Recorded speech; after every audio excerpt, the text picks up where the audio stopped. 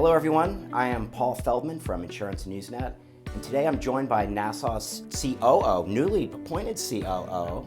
Just for the reinsurer. Just for the reinsurer. So congratulations Thank on you. that.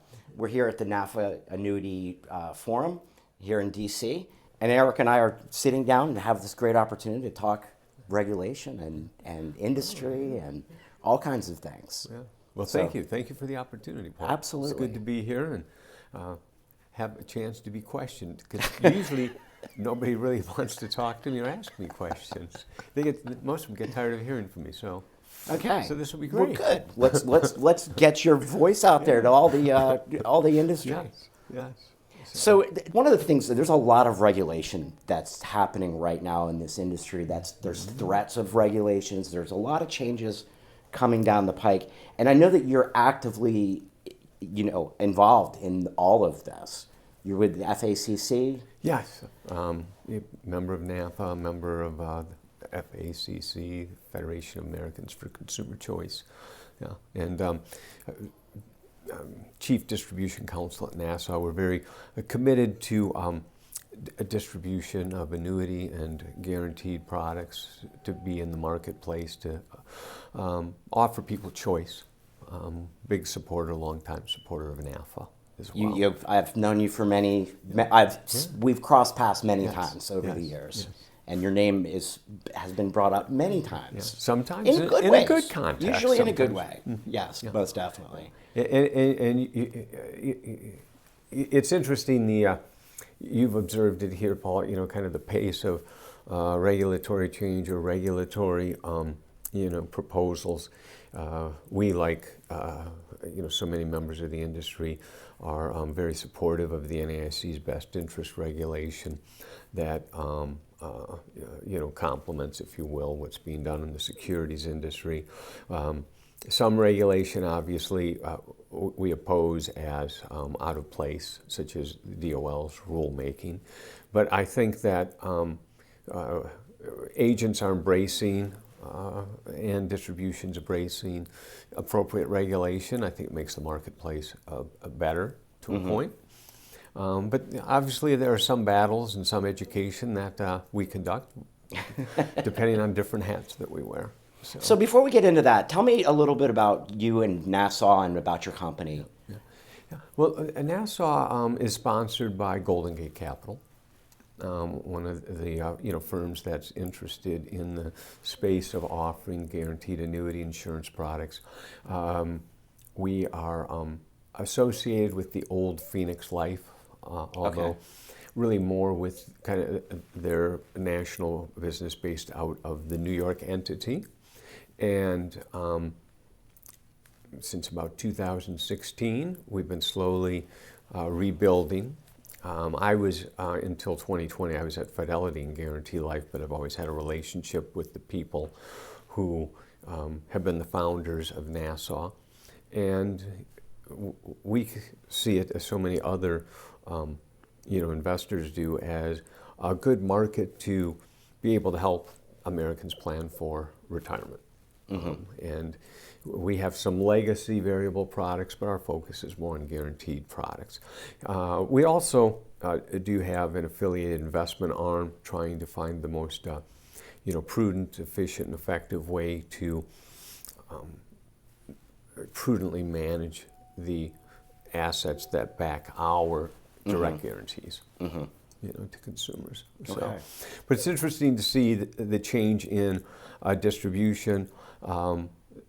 There's so many more distributors who are duly registered, some as investment advisors or brokers as well as agents, and offering a variety of products to consumers. It's interesting to see, the advent of things like, registered index-linked annuities, RILAs. So many consumers are looking for the right mix between investment and guarantee returns, and it gives the chance in industry to be kind of innovative. It's also been exciting to see, not that I understand it as well, some of the apps, some of the technology that's out there to help agents. What kind of technology would you say?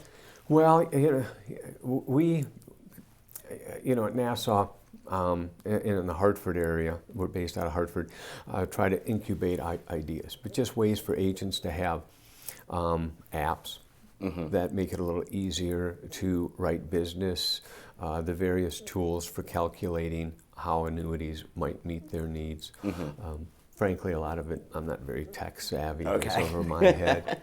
But it's interesting, you meet with some of the IMOs here and how they're looking to provide service to, agents and reps by making them able to do their job more, effectively. And that's become, it seems like, one of the more competitive tools, if you will, to try to attract agents. Thank goodness I don't have to run an IMO.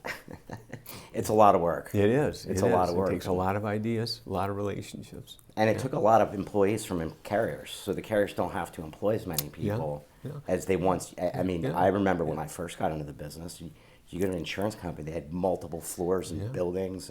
And now there's so much outsourcing. And I was meeting with one IMO, and they've been in the business a while, and they have 65 full-time employees. That's almost 2 floors in our building these days. So, it's wild how the industry has changed, and companies really became product manufacturers. They were also the manufacturer and the processing center. So that outsourcing created a huge distribution system. And it's interesting to see all of the interplay. We're all looking for ways to support our business better. And that can take a lot of time just trying to figure out what is the best technology platform. And some of us, of course, are just stuck with old technology platforms for some of our business. But it'll be interesting at the conference to learn a little bit more about what's emerging and happening. We've seen, it's kind of a tale of 2 cities when it comes to the federal regulators.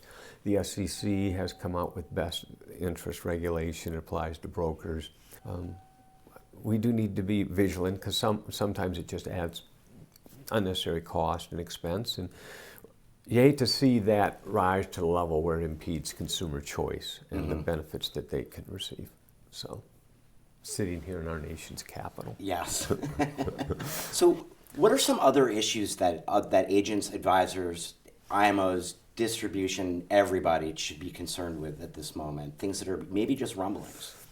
Well, one of the things that I think we should always be sensitive to is the value of tax deferral as it relates to annuity and insurance products. And I do think sometimes we as an industry are only vigilant about that when there's an active budgetary process in Washington.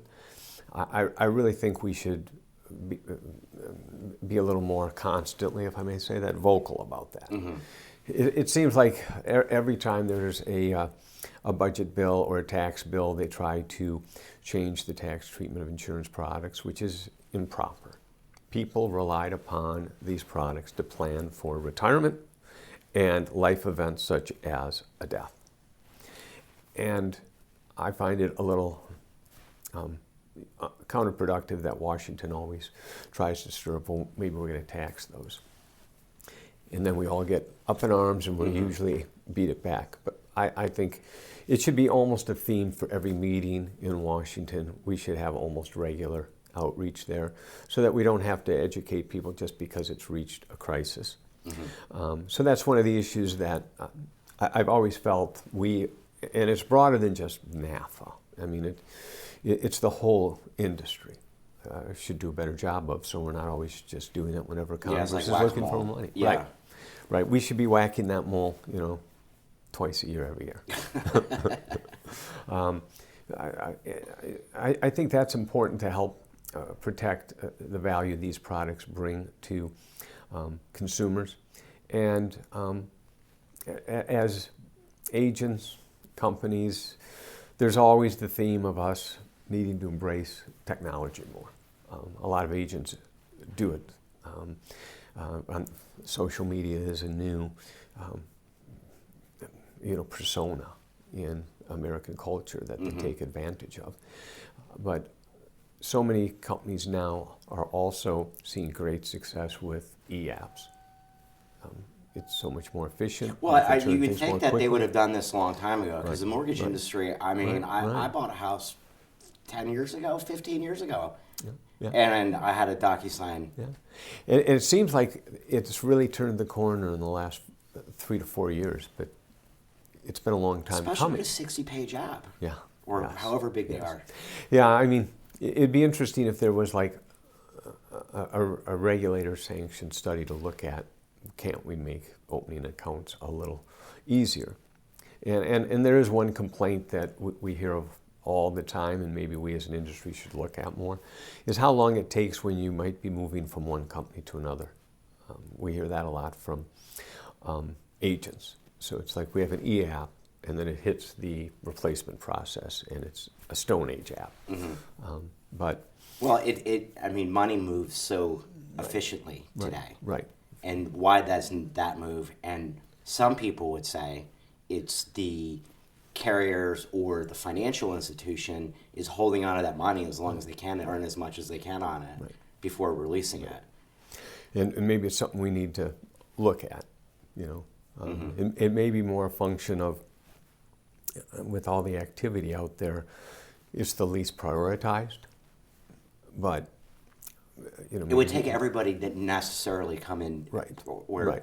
a significant part, or a regulator. Right. But it might give us a better, you know, reputation in that regard if we'd be a little more like the securities industry. Because as you point out, money moves so fast otherwise. Yeah, it doesn't make any sense Yeah. other than, you know, they're making money on the float. Yeah, or it's deprioritized Yeah. in the realm of transactions. Or there maybe. And the reality is there are some ways in which regulators, maybe some more than others, do make it a difficult process. But I think we should maybe, you know, bear that in mind for the next generation.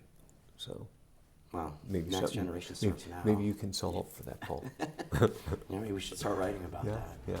So those are some of the things from my perch I'm seeing.